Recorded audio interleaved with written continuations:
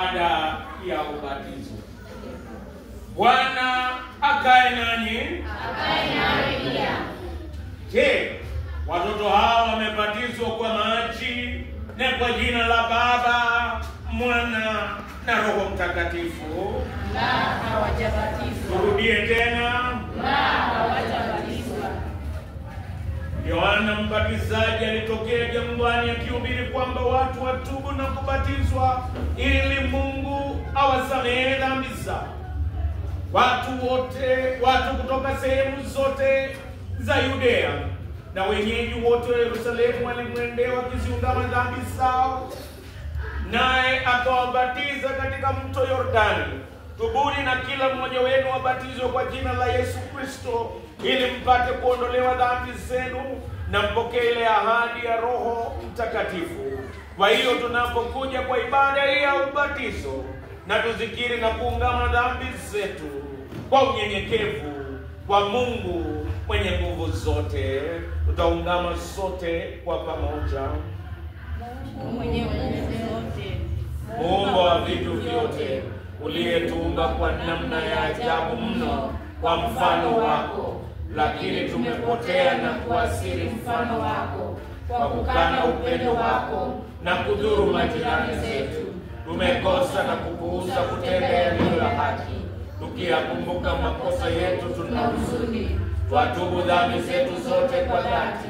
tusafishe Bwana twakuomba, na utusamehe kwa ajili ya sadaka ya mwana wako mpendwa. Tuumbe upya na uongoze kwa Roho wako mfariji. twaomba haya kwa Yesu Kristo Bwana wetu. Mungu mwenye nguvu zote, ambazo fadhili zake thabiti ni kubwa kama zilizo mbingu juu ya dunia, aondolee mbali dhambi zenu kama mashariki ilivyo mbali na magharibi. Aimarisheni maisha yenu katika ufalme wake, na wahifadhi hadi siku ya mwisho, kwa Yesu Kristo kuhani wetu mkuu aliye na rehema. Amen. Tuendelea na ibada hii, sehemu ya kuwajibika kwa wazazi na wadhamini. Biblia tuambia ukurasa wa 82. Biblia tuambia kwamba askari wa gereza Filipo alipookoka, yeye na jamaa yake walibatizwa papo hapo. Kanisa la Kianglikana kubatiza watoto wachanga ambao hawezi kujibu wenyewe isipokuwa kwa misingi ya imani na toba ya wazazi na wadhamini, na kwa kukubaliana na kuelewana kwamba watoto watalelewa katika njia ya Kikristo na katika ushirika wa kanisa. Kwa hiyo tuwataka nyinyi wazazi na wadhamini mweke mwamana kwa kujibu maswali haya. Je, uko tayari kuweka ahadi ya ubatizo kwa niaba ya watoto hawa? Ndiyo, niko tayari. Je, utawafundisha watoto hawa imani ya Kikristo kwa maneno yako na kwa mfano wako? Nitafanya hivyo. Je, utawapa ushauri na kuwatia moyo watoto hawa katika maisha ya Kikristo? Nitafanya hivyo. Je, utakuwa ukiwaombea kila siku na kuwalete kwa ibada ya Jumapili? Nitafanya hivyo. Mara watakapokuwa wametayarishwa vya kutosha, utawalete kwa udhibitisho? Nitafanya hivyo. Kurasa wa 85.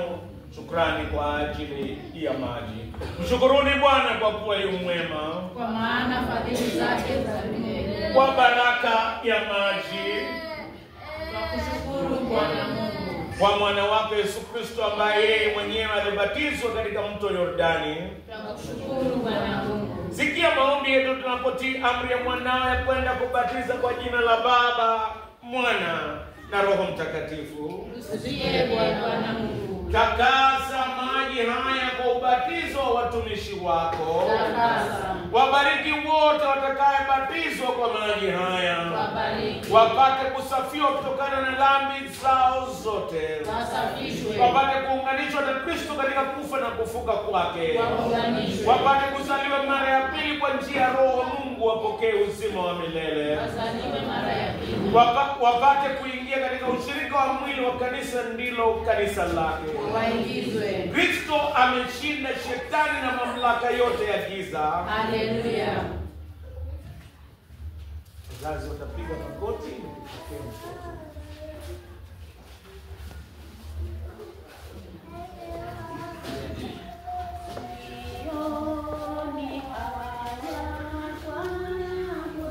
mpeni mtoto huyu jina Precious Chepkemoi.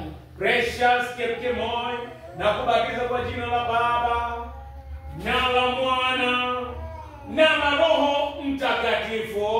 Amen.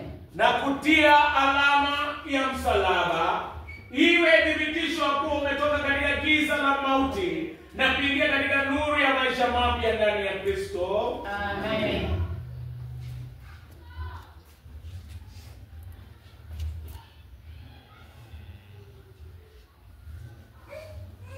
Mzazi kuhu anapiga magoti niaba